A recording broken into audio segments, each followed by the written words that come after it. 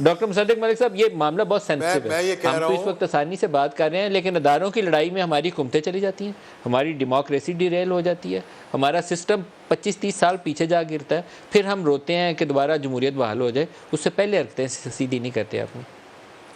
نہیں، میرے خیال میں یہ بات ٹھیک ہے. ہر انسٹیٹیوشن میں تو یہ بلیو کرتا ہوں کہ ہر ادارے کو اسٹرینگتھن کرنا چاہیے، اور ہر ادارے کا جو اپنا اندرونی ایک گورننس کا طریقہ کار ہوتا ہے اس کو اسٹرینگتھن کرنا چاہیے. اور یہ میری خواہش بیوروکریسی کے متعلق بھی ہے، عدلیہ کے متعلق بھی ہے، اور دیگر سروسز کے متعلق بھی ہے.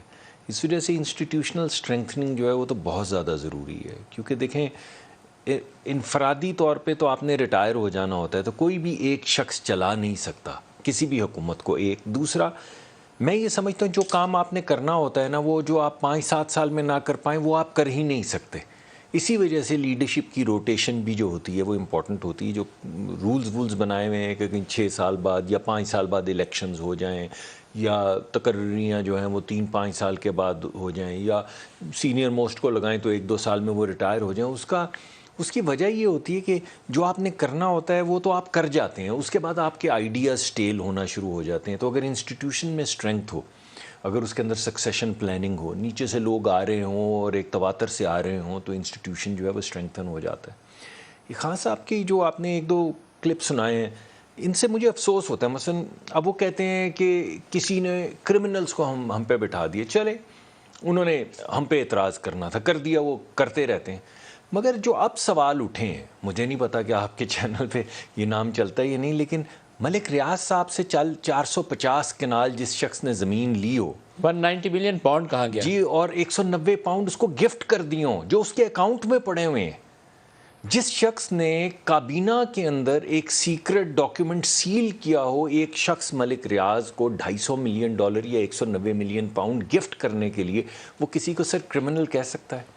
یا ایک ایسا شخص جو 3 ملین پاؤنڈ لے کے کسی شخص کو، یعنی عارف نقوی صاحب کو $1 ارب $250 ارب کا روپے کا فائدہ دے دے، اور ایک وہ جو کول پلانٹ انہوں نے لگانا تھا جو ان کے کانٹریکٹ میں لکھا ہوا تھا وہ معاف کر دے ہمیشہ کے لیے. یعنی اب آنے والی بھی کوئی حکومت کے الیکٹرک کو نہیں کہہ سکتی. اب راج سے وہ جو فنڈنگ آئی پارٹی کے لیے، اس کے بعد آپ کہتے ہیں کول پلانٹ جو کانٹریکٹ کا حصہ تھا، دتانگ کول پروجیکٹ ایک تھا، اس کی ویور جس میں انہوں نے عمران خان صاحب کی حکومت کا فائدہ اٹھاتے ہوئے کے الیکٹرک نے کہا کہ ہم یہ لگانا چاہتے ہیں، اور عمران خان نے چھٹی دینے کے لیے ان کو کہا کہ نہیں، ہم چاہتے ہیں آپ یہ نہ لگائیں، ہم آپ کو اس کنٹریکچوئل obligation سے چھٹی دیتے ہیں، یعنی ختم کرتے ہیں ہمیشہ کے لیے، کنٹریکچولی ختم کرتے ہیں، اور اب ہم جتنی آپ نے بنانی تھی بجلی وہ ہم آپ کو دے دیں گے.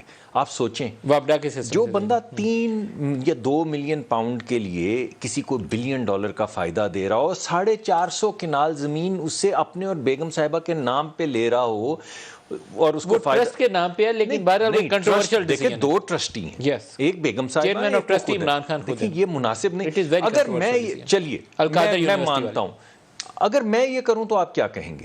میں تو کہوں گا کہ یہ کانفلکٹ آف انٹرسٹ ہے، آپ مجھے چور نہیں کہیں گے؟ بالکل کہیں. اگر میں پیسے لے کے کسی کو فائدہ پہنچاؤں اس وقت وزارت میں، تو آپ مجھے چور نہیں کہیں گے؟ لیکن ریاض ملک سے 400-500 کنال فری میں زمین کسی کو مل نہیں سکتی، اور اوپر سے بلڈنگ بھی بنا کے دی ہے، 1.5-2 ارب روپے کی وہ بلڈنگ بھی ہے، وہ فری میں کسی کو نہیں دے گا. دیکھیں تو پھر